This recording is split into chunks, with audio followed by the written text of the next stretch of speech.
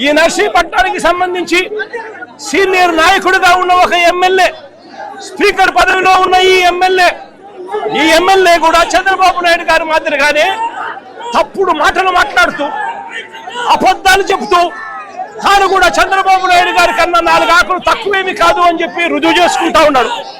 ఇదే పెద్ద మనిషి చంద్రబాబు నాయుడు గారు ఇదే నర్సీపట్నం స్పీకర్ గారికి చెప్తా ఉన్నాను, అబద్ధాలు చెప్పడం, మోసం చేయడం ఎంత మటుకు ధర్మం అని చెప్పి అడుగుతా ఉన్నాం. ఈ మెడికల్ కాలేజీకి జీవో లేదని అడుగుతారా? ఇదిగో జీవో నెంబర్ 204, జీవో నెంబర్ 204.